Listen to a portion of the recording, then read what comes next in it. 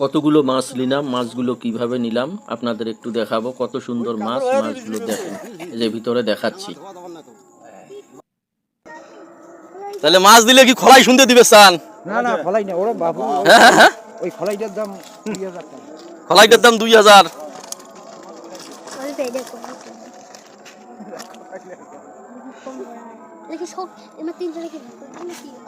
দেশি পুঁটি মাছ।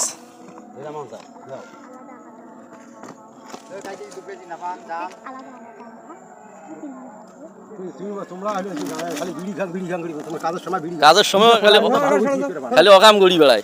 ঘন্টা